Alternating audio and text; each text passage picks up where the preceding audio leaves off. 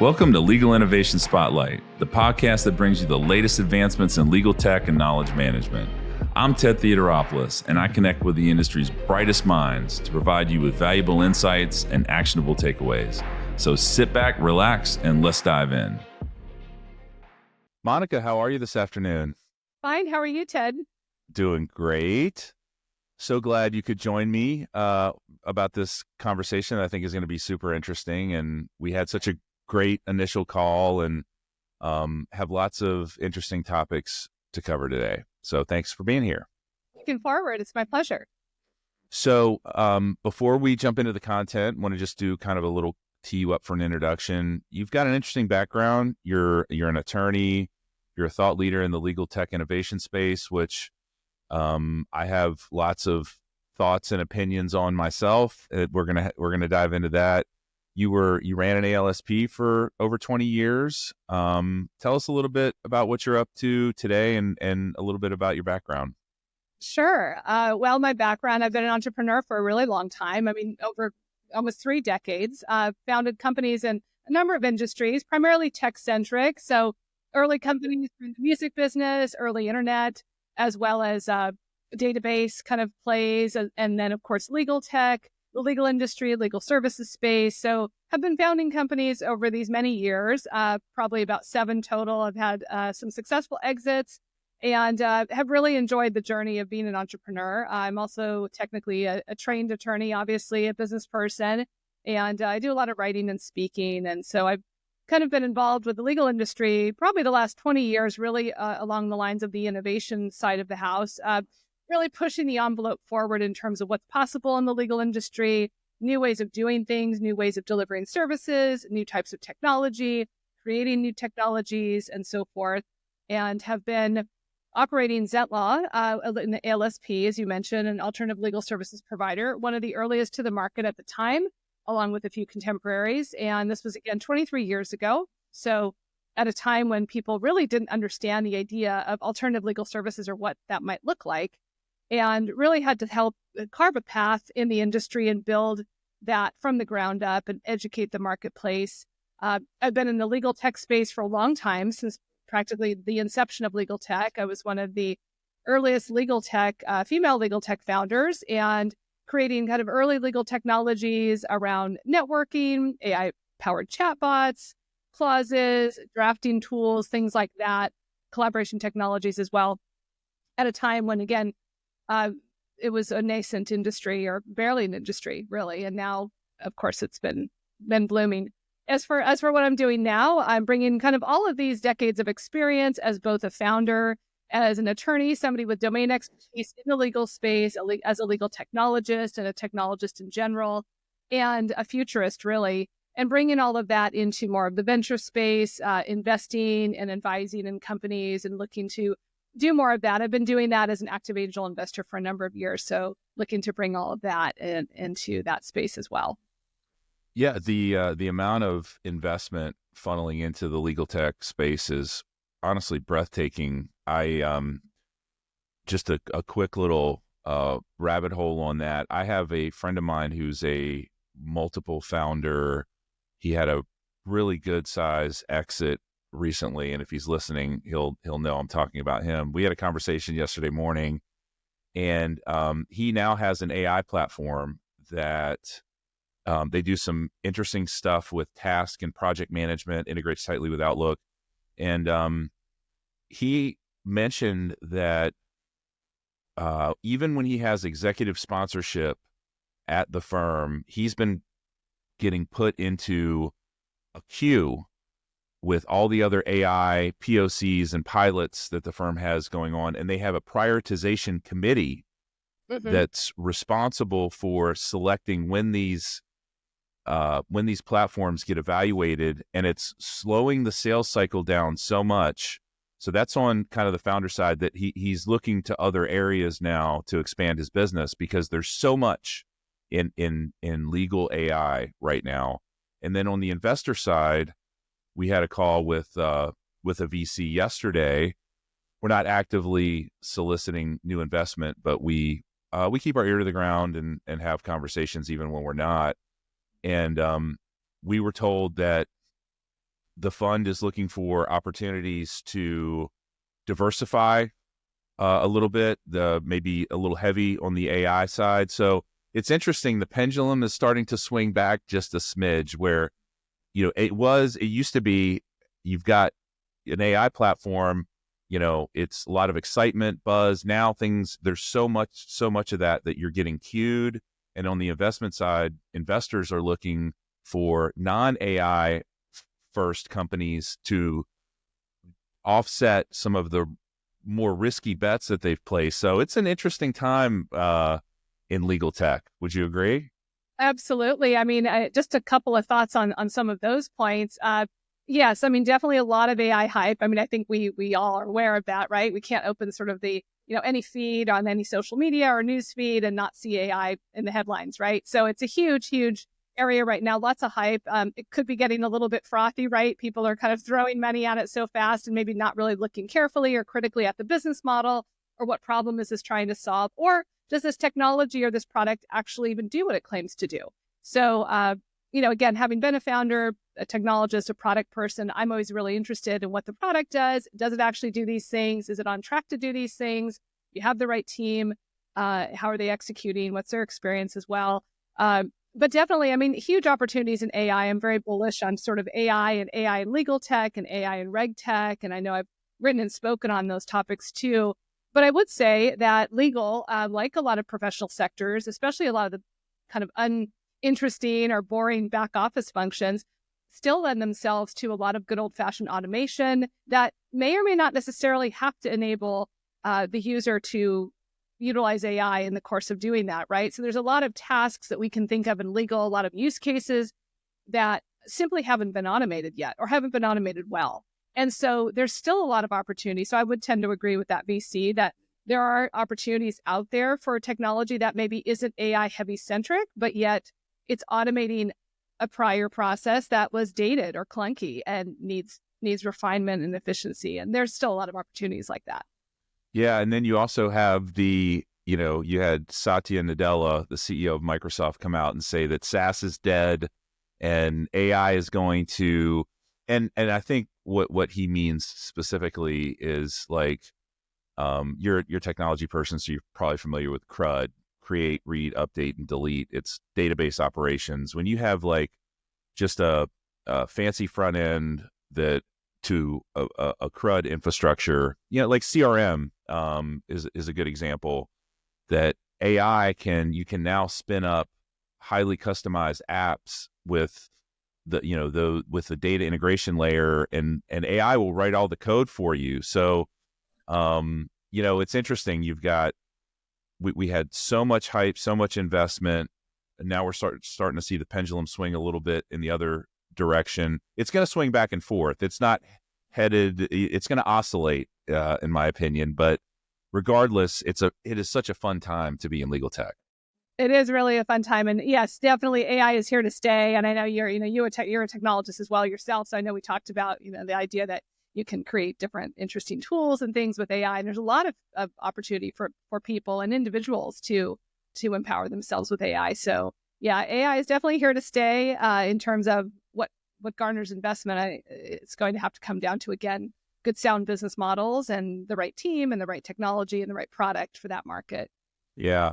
I think the hardest part from an investor perspective right now, at least from where I sit, is anticipating churn. So, you've seen massive valuations with upstarts where, they've had significant revenue growth, recurring revenue growth. And what's not clear is what's the churn going to look like, right? So that is kind of TBD, and it's a really important, like in a normal, like a non-AI investment scenario, like you got hopefully a couple years of runway, maybe you get a seed investment, before you do a Series A, you've got some runway behind you that you can demonstrate your churn and your revenue retention. And with these AI companies with sometimes $1 billion+ valuations, you no longer have visibility to what churn is going to look like. And, as an investor, that would make me really nervous. So it's going to be interesting to see how this plays out. Absolutely. Yeah. Well, we were going to talk about innovation, and innovation is a topic that we talk about frequently. Obviously, the name of the podcast is Legal Innovation Spotlight. So, I started to see innovation roles pop up about 10 years ago. There were no C-suite roles, at least on the ILTA roster in 2014. There were some director level roles. There were 16 people who had innovation in their job title in the ILTA roster, which isn't everybody, but it's a pretty good sampling. And today there are over 300. I looked at the January roster and there were about 360. So 2,000% growth, 20x, and I expect that to continue. So, in your experience, how have you seen this growth, and really how much substance have you seen behind it versus, firms know that they have to look innovative and that they need to do something. So sometimes they hire an innovation person without really a solid strategy. Some are doing it the right way, which is figuring out what the role needs to do, getting buy-in at the executive or XCOM level, and then executing. But what has been just kind of, how have you seen this evolution in legal innovation? Yeah, it's a great observation, Ted, and you're totally right. I know you and I have been around a really long time here in this space, and you're correct. I mean, years ago at ILTA and whatnot, I mean, you're right. There weren't very many folks wearing an innovation badge or title. I have been writing and speaking on innovation for a really long time. So I wrote a piece around 2016, 2017 timeframe around innovation. And unlike some of my earlier pieces on the topic, that piece really took off. And around that time, 2017, it was widely shared. The piece was actually used or asked to be used in a course for law schools. So it was really something that took off and was widely shared and reposted. And I feel that was around a time when there was somewhat of an inflection point in the industry. A bit early, obviously, we've seen more of an inflection point these last couple of years with innovation totally taking off. But it was a point where people were beginning to have a discussion around innovation. What does that look like? And be more open to it.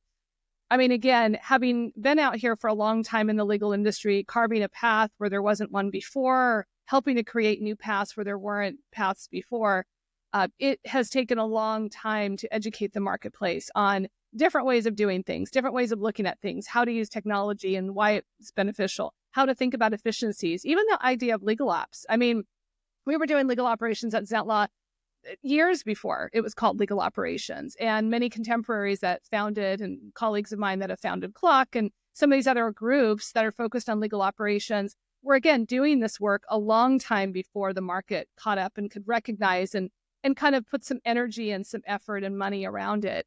And so we've seen this play out in a lot of different areas, the same with legal tech as well.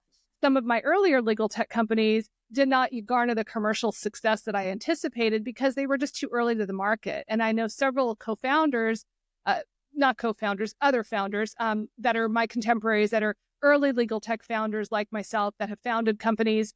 And their products were wonderful products as well that didn't garner the commercial success at the time because they were just simply too early to the market. So fast forward, here we are, 2025. I mean, the market is ready. It's ripe. Legal tech, it's having its moment. And it's definitely, the time is right in terms of this innovation mindset. As to your point around like these roles and whatnot, people with sort of these titles and what does it mean for law firms? Yeah, I mean, law firms, they're going to sort of put energy and some marketing dollars around something that makes sense for them. And having been a strategic advisor to some large law firms as well, it does make sense. They do have to sort of get onto the bandwagon in terms of technology and AI and looking at or revisiting how things need to be done. And so being able to bring somebody on who is leading that, whether they're in an innovation role with an innovation specific title, or some of them are sort of head of AI or head of practice management or client services, whatever title they may have, but this idea of revisiting and looking at how can we do things better, differently, maybe more efficiently. And so that's why I do believe we've seen this explosion of some of these CIO, Chief Innovation Officer roles. And then I've spoken with many of them. I mean, many are colleagues of mine and some friends, and some of them are former CIOs, some of them are former CTOs. that held CIO, CTO roles in law firms that then moved over into more of this innovation role. So they're rather than a chief information officer, they're now a chief innovation officer, but they're basically doing similar things to what they did before. But now they've got more of that innovation lens and maybe more of a budget to play with in terms of trying new technologies. Yeah, I have seen there are a few big law firms out there that have bundled IT and innovation, and I see some challenges with that. There's not many, but there are a few. It's like, so when I think about like, all right, what are the KPIs for a chief innovation officer?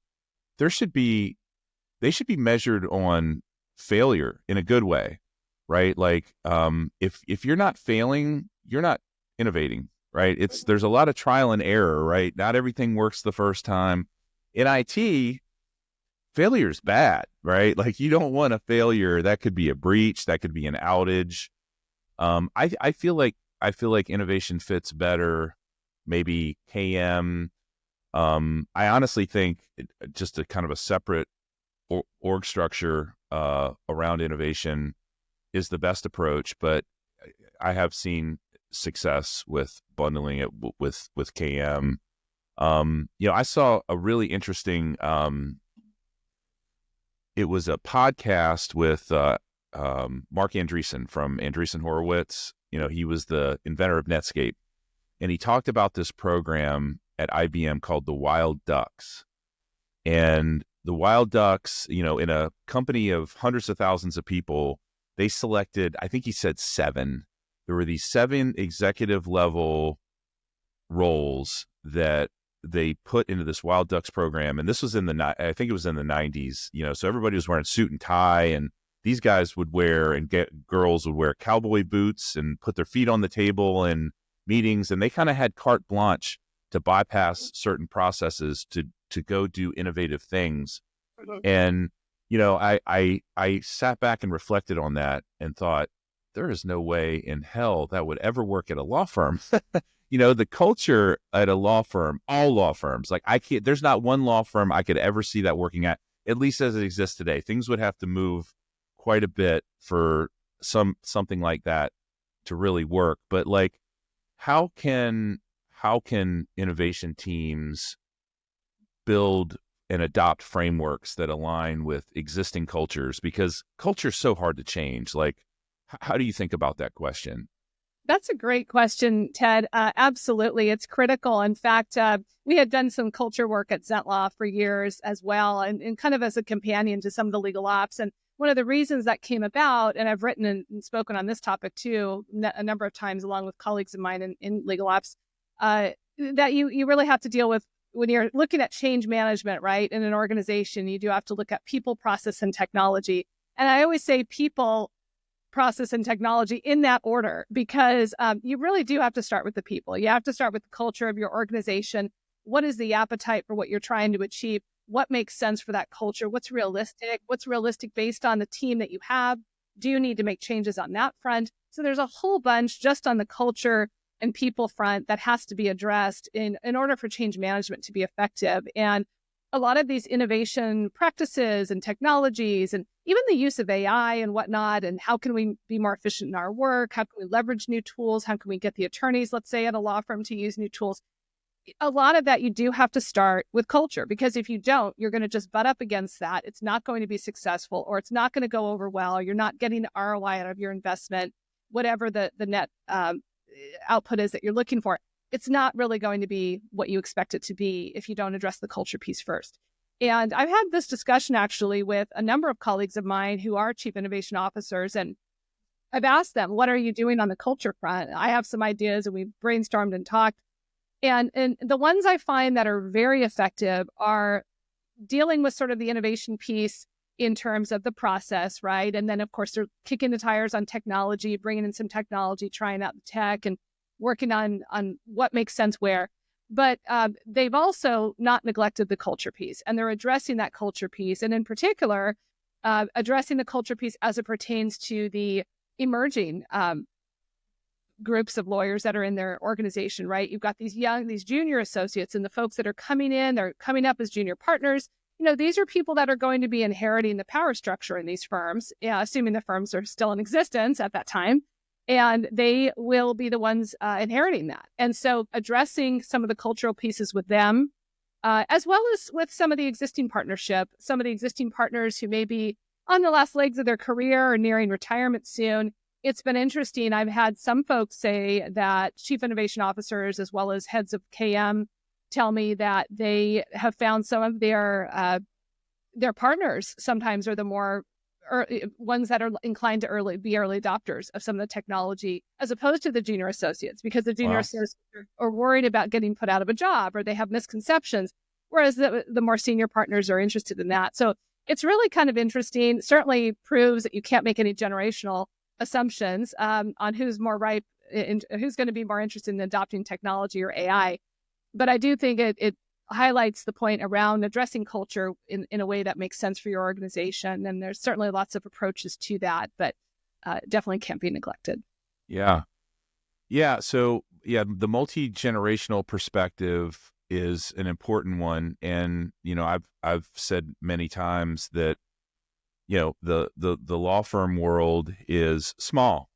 It's the biggest law firm on the planet by revenue is Kirkland & Ellis, and they're low $7 billion. They wouldn't even qualify to be in the Fortune 500 if they were public. And, then it's like, okay, well, why don't we have one? There are plenty of other professional services organizations that are in the Fortune 500. And I think it comes down to multiple things. I think that the ownership model, the governance, which dictates the governance model, right? In a public company, you have a board that installs and oversees management, and those management decisions, or how those roles are filled, are based on, not being the best at lawyering, but who's got the best resume and the best background to fill the marketing function or the finance function or the KM function. And maybe it's not a lawyer. Maybe it's somebody from outside.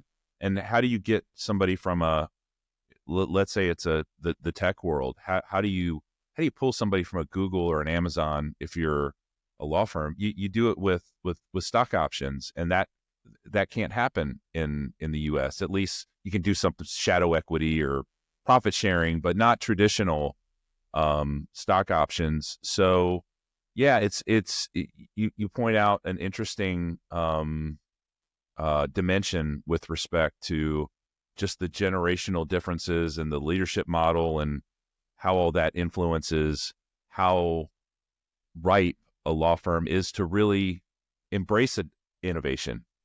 Do you agree? Absolutely. I mean, yes. And I've been kind of beating this drum for a very long time. I mean, decades, that the model, it does need to change, and it's time. It hasn't changed, as we know.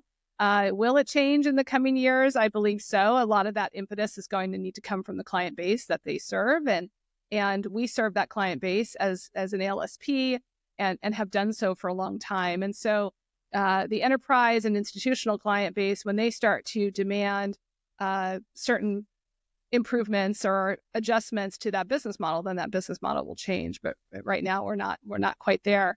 But I will say that selling into the enterprise for such a long time, it is a unique kind of environment. And so there are things in that environment that on the enterprise side, there's a lot of talk around innovation and adoption of AI and efficiencies. But yet, is it playing out in terms of what they're holding sort of their external large law firms to? And they may or may not always be doing that, may or may not always be doing that consistently. So there's a little bit of mismatch there in terms of the rhetoric versus the actual behaviors. And so it'll take time in the industry. I'm confident things will evolve and continue to evolve as they have, but it'll just take time. Yeah. I mean, most CLOs and GCs came from big law, right? Mm-hmm. I mean, so it's an interesting relationship. So let's talk about ALSPs a little bit. So it's a world that I don't know a ton about, but I find it really interesting, especially now that we have the alternative business structures in Arizona and Utah, and we're starting to see like the big four push in, and even a smaller. I saw a smaller accounting company. I say smaller; they have like 3,000 employees, but called Aprio, and they recently announced a joint venture with a small law firm, 50 attorneys, called Radix Law, and it's Aprio Legal. And I was like, wow, so we're seeing firms at the top of the market and kind of the mid to smaller market start to tiptoe their way in. And I'm curious, how is that? Because if you listen to KPMG, for example, and the type of work that they're going to go after, to me, and I'm not fully educated, you can probably confirm or deny this, it sounds like it's a lot of ALSP kind of work. Is it, or no? Like the blocking and tackling work that the big four would initially go after. Is that more ALSP kind of work?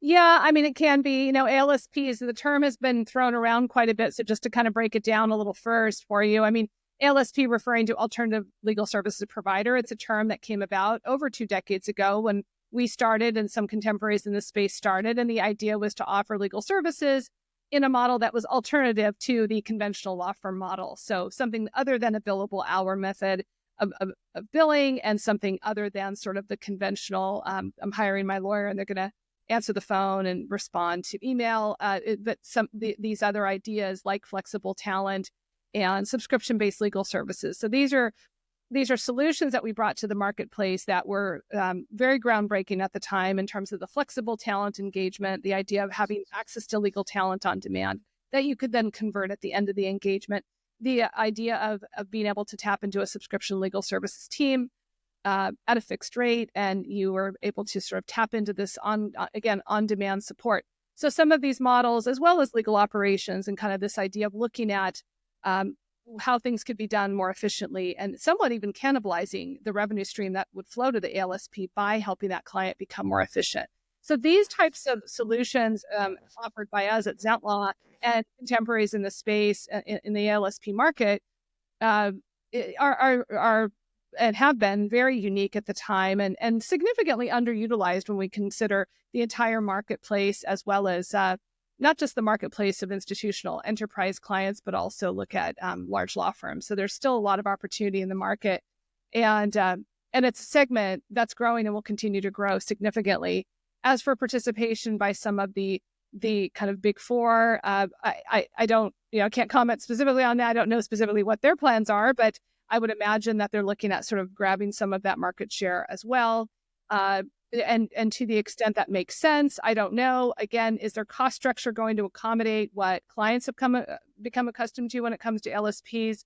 I don't know. I mean, again, there is a cost savings. There's an efficiency component that's built into LSPs that clients come to expect and appreciate. But there's also the option of having different solutions that can be right-sized for what that client's looking for, as well as flexibility and convenience. These are factors that and speed that have not historically been something that large law firms have been able to deliver on successfully time and again. And so clients are looking for that. Yeah. I remember really, the term has been around longer than this. Clearly, you just mentioned 20 years. I started to really hear more about ALSPs around 10 years ago. It seemed like there was a lot of press and a lot of talk about utilization. Has that materialized? Like, are GCs really leveraging ALSPs the way we expected them to? Yeah, great question. And it's a fair observation. Absolutely. I would say within the last 10 years for sure. And definitely within the last 5 years, we've really seen a significant uptick in the use of the term ALSP in terms of people understanding, recognizing it. It's been covered more in the press. I know I've had pieces covered. I've been asked to speak on the topic. So it's definitely something that people understand more now, and more of the market is understood, and not only understood, but is more receptive to than they were before, 15 or 20 years ago. So definitely in the last 10 years, we've seen a lot more clients that are more receptive to utilizing ALSPs. And the ability for ALSPs such as Zentlaw to kind of bust these myths around the use of ALSPs. There were a lot of myths. I know that we ran into that a lot in the early years. A lot of myths around what an ALSP does, what it offers, the benefits. Is the benefit really there? Does this make sense? And so being able to kind of time and again show and develop a track record in the marketplace, but also kind of debunk these myths makes a big difference. And it's interesting. I wrote a piece recently on the idea of, do we even need to call it alternative legal services provider anymore? Maybe we just drop the A and call it LSP, because it really isn't that alternative anymore. I mean, it shouldn't be. And in fact, it's not, because the model is becoming ubiquitous now. It's becoming very common. It's something that people are replicating throughout the country. And we're seeing a lot more growth in market share, and poised to have more market share in ALSPs as a segment of this market. So arguably, it's not alternative anymore. It's going to become mainstream, most likely, and in a matter of time. So that's something that I've often thought about. And so we're starting to refer to ourselves as an LSP, or legal services provider, because it probably makes more sense. LSP was a little bit too much of a mouthful anyway. LSP is easier to say. Yeah.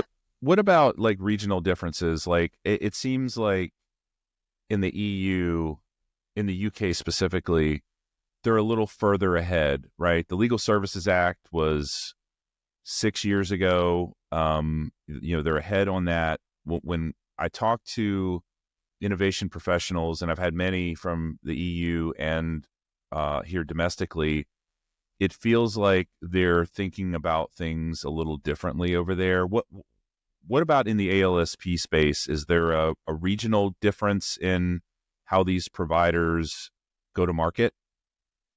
Yeah, great question. And there's a lot to talk about there. I mean, first of all, on the comment on Europe and in the EU, absolutely. I have colleagues that have founded and popped up ALSPs over in Europe and Sweden and other places like that. And I've been in touch with them for a number of years. And yes, they're very forward looking. They totally get it. I mean, they're on the same page with me, and they have been doing this for a while.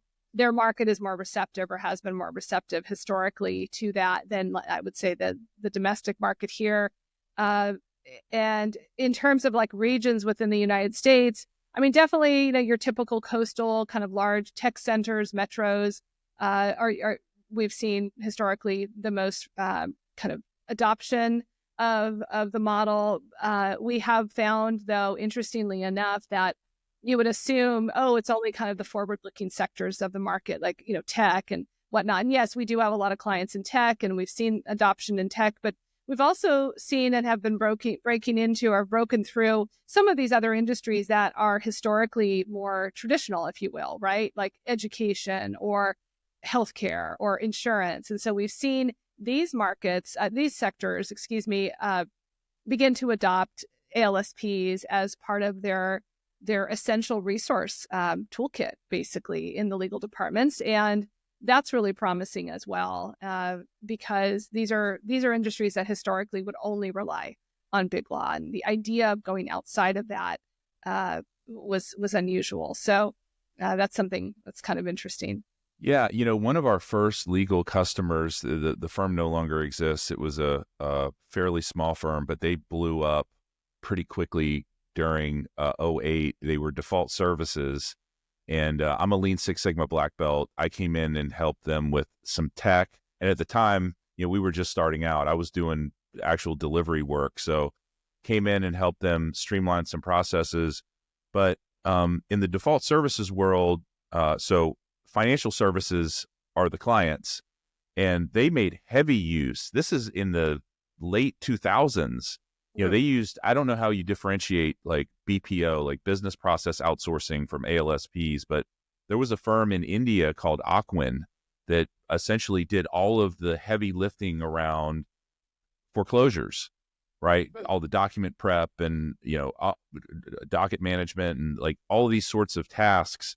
So yeah, financial services was doing this sort of stuff. I don't know if that falls under the ALSP banner or not, but that was 15 years ago, 17 years ago. So yeah, absolutely. So, go ahead. I was just gonna say, like it and even like when I think of you had mentioned like insurance, that really jumps out as not a progressive industry. I mean, they're still running mainframes, and they are in financial services too. The heavy lifting and government, like financial services, insurance, and government are still making all the heavy lifting in tech still happens on mainframes incredibly. But Yeah. it sounds like healthcare. That's surprising. I wasn't expecting that one. And what were the other industries you mentioned? Education. Yeah. Yeah, and some of the entities that are sort of quasi government, like heavily regulated industries like utilities. We've had a lot of Mm. clients in those sectors, and water and telco and whatnot. So these heavily regulated sectors that historically they don't operate like a government agency, but sometimes they look and feel that way culturally, and in terms of their slow to move, use of tech, all of that, or use of dated tech, if you will. So we see a lot of that with that type of client base. But definitely, I would say, to your question, you raise an interesting point of the difference between BPOs and ALSPs. Yeah. And yeah, I mean, BPOs are nothing new. And there is some crossover there. I mean, historically, the early BPOs were focused more on functions that may be not necessarily appropriate to legal, or they were not maybe suited well to legal. And so that's sort of where an ALSP comes in, as leveling up the opportunity to provide services that make sense for the legal realm. There are some BPOs that have kind of dovetailed with legal, and I'm sure you can think of many use cases, but sort of your basic due diligence reviews, or sort of basic document review on an extremely basic level. There are ALSPs or BPOs that do that type of work, and arguably some of those BPOs fall into the ALSP bucket. The majority of ALSPs, and I find where there makes the most sense for the market to continue to grow and evolve, is on the level of work that we provide and similar ALSPs provide, which is more of that slightly high value work, right? And being able to take things off lawyers' plates, paralegals' plates, contracts managers' plates, or legal ops professionals' plates, and be able to handle it, or be able to support it through a team staffed up through a subscription, or sort of a one-to-one flexible talent engagement. And so these are opportunities for clients to tap into, again, a set of resources or a team of resources that they would otherwise not have access to, or might through a large law firm, but not in the same way, and certainly not at the right cost or efficiency model.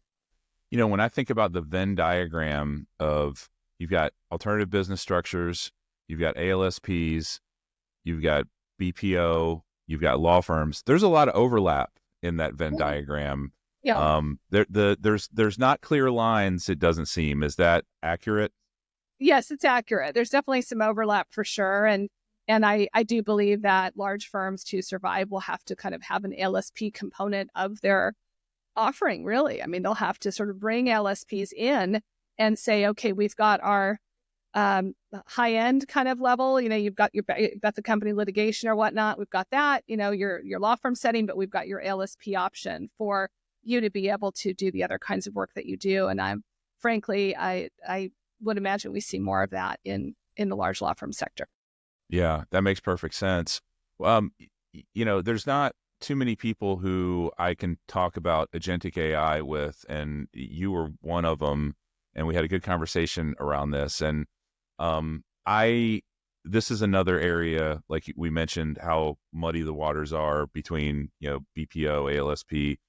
The waters are also pretty muddy in the agentic world. Like, what's agentic AI? What is just traditional workflow? What is AI enabled workflow? Mm-hmm. And I'm of the opinion, like we heard a lot late last year, that 2025 is going to be the year of agentic AI in 2025. And no, it's not. We're just getting our basic blocking and tackling down.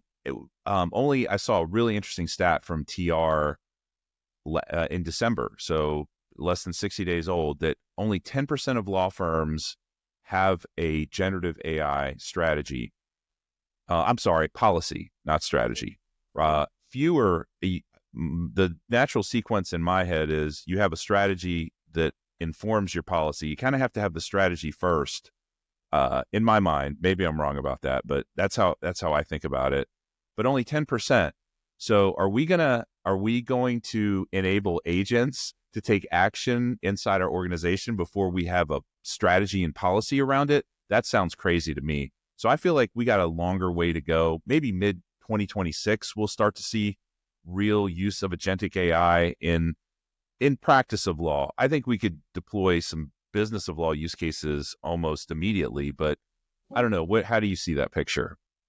Yeah, absolutely. I know I've enjoyed our conversations on this topic. And yeah, to kind of pick it up again, I would say that timeline is probably fairly accurate. I mean, there's definitely a lot of interest. You're going to have your power users. You're going to have, some of these organizations and GCs and maybe smaller legal teams that are willing to just jump right in with 2 feet and start adopting some agentic AI. But I do believe for the adoption and sort of larger pieces of the market, the large law firms and large corporate legal departments, it's going to take a bit of time. And it is for that reason we talked about even earlier, as I referenced, the people, process, technology piece, right? So making sure culturally you've got the culture that makes sense there for that. Everyone's ready and primed for this technology to come in and how and where it's going to be used, as well as sort of the policy and guardrails around that. Or if it's not guardrails, then what is the policy? How are we going to use it? What are we going to use it for? What data can we use in this or what workflows this is going to support?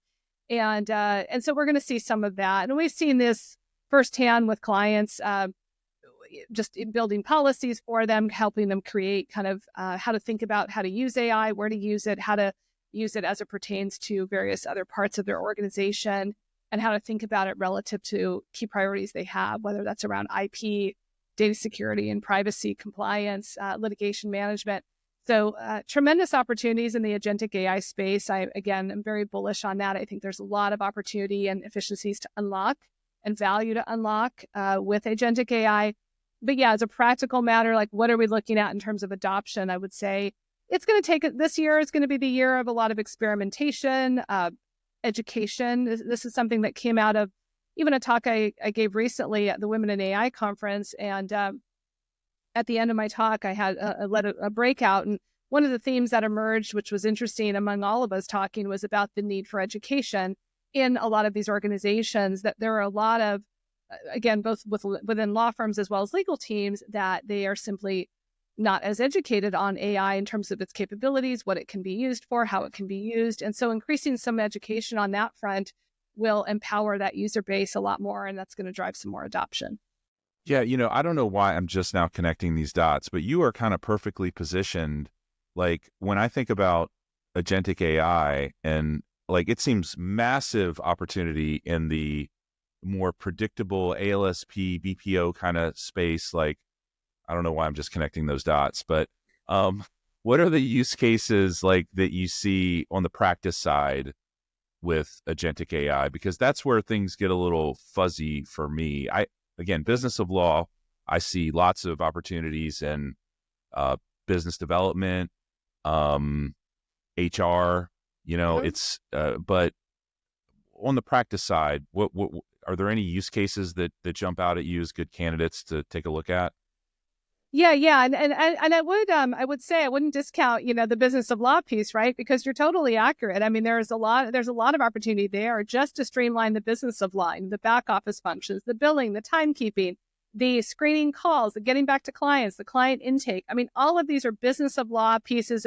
Never mind the marketing biz dev piece, right? So the business of law component is critical and important, and there are lots of opportunities there for agentic AI to streamline, just as there is for agentic AI to streamline these other kind of business functions within any company, such as customer support, right? Or certain marketing functions, or certain HR functions, or training and compliance functions. So there's a lot of opportunities there generally within a corporate environment. And I see that playing out in the business of law side for sure. So now jumping over to your other question about agentic AI in sort of the workflow setting, there's a lot of opportunities around that.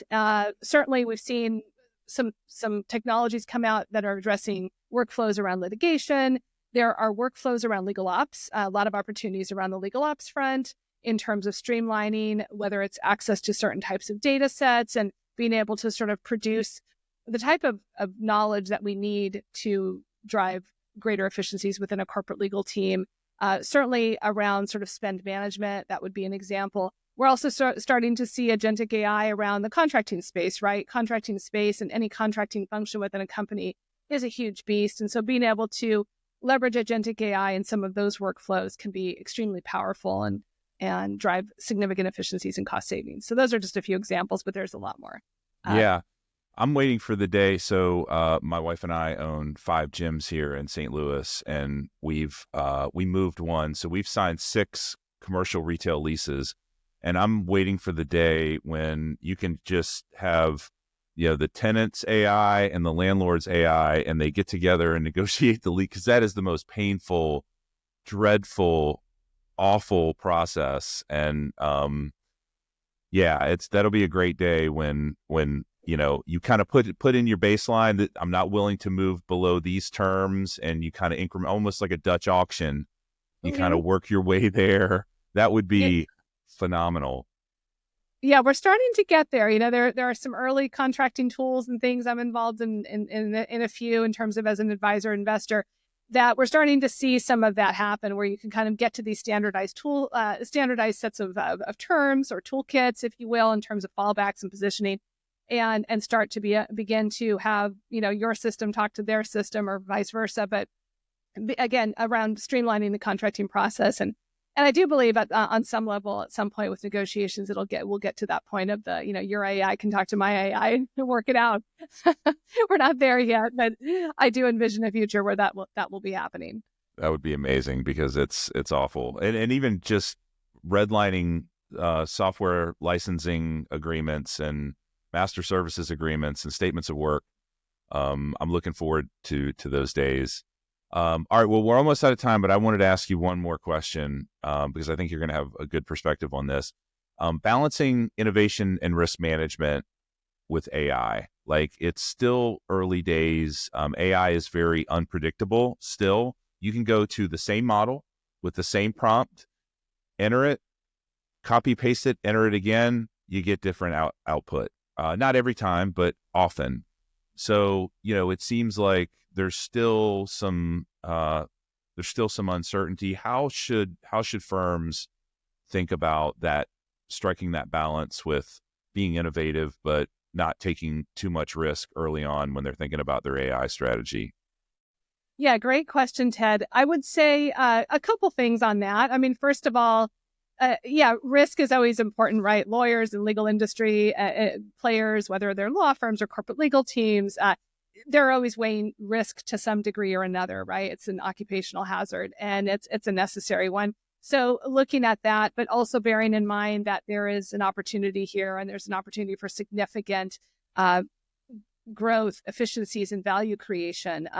To some extent as well. I mean, looking at even attrition and reducing attrition on your team. I mean, we have sort of certain folks coming into the marketplace that are going to expect to be able to use AI in these tools. We have a whole crop of the next generations of lawyers that are going to be coming in, completely digital natives, very well versed in AI, very accustomed to using it, and they're going to expect to be able to utilize these tools. So we've seen with some corporate legal teams and law firms, some of them have taken a very kind of risk-averse approach of, you can't use AI. It's, we have to worry about the data and the security piece. And yes, that's critical, but it's also not necessarily realistic. So a balanced approach that takes into account, okay, what data, what workflows are we going to be comfortable with using AI for? Where does it make sense for our organization? Where can we kind of do this and experiment properly? But also what's sensible in terms of what's realistic in terms of what we are trying to accomplish. Because if they just kind of sit back and let risk keep them from utilizing these tools or embracing these tools, they're going to be left behind. And so it's really critical, or I would advise it's very critical for corporate legal teams as well as large law firms to begin to jump into AI, to begin to use it, experiment with it, identify the workflows where they can leverage it, and sure, put in some policies in place to kind of address the risk component, but take this balanced approach and with an understanding that we're going to be utilizing AI. It's just a matter of, okay, where and which pockets of our workflows in our organization does that make sense? That would be my recommendation. And in terms of what we're going to actually see, I believe that the ones that are more forward-looking, that we're going to start to see more adoption from those organizations that can adopt that balanced and measured approach. Yeah, I saw an interesting stat. I'll wrap up with this because I thought it kind of blew my mind a little bit. So the Legal Value Network has a LPPM annual survey, and they talked to, I forget how many hundreds of law firms, but the question was, our largest clients blank us to use generative AI?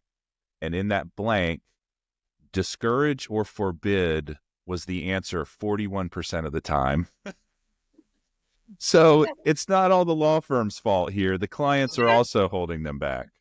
Yeah. Well, I mean, and I can comment on that too. I mean, we've seen this with clients even just having to revisit their own outside counsel guidelines, right? Where sometimes the security policies or the outside counsel guidelines basically all out prohibit the idea of utilizing AI or the idea of using external systems or whatnot where data is going to be deposited. And then, and so some of these policies themselves are a bit dated and they have not been revisited with an AI friendly lens. And so, yes, the law firms then having to be compliant with these policies in order to perform work for these clients, their hands are bound. So it's definitely the clients as well as the providers. ALSPs, again, we tend to be on the bleeding edge of technology adoption and use, and so we're out there kind of in the middle, pushing the corporate clients to revisit their policies on that front, and also advising sometimes in some cases the large law firms on what they could be doing. But yeah, definitely it's these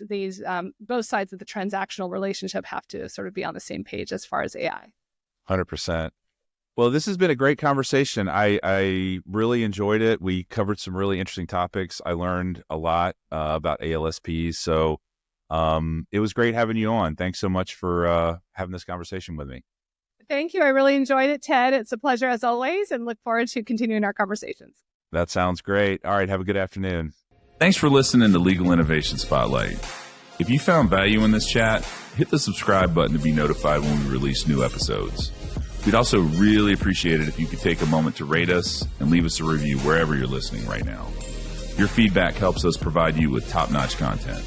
Want to dive deeper into the world of legal innovation? Connect with us online at getinfodash.com, where you'll find additional resources and articles. You can also follow us on social media at getinfodash to stay updated on the latest news and insights in the field of legal tech and knowledge management. Once again, thank you for joining us today on Legal Innovation Spotlight, a fireside chat series hosted by Infodash.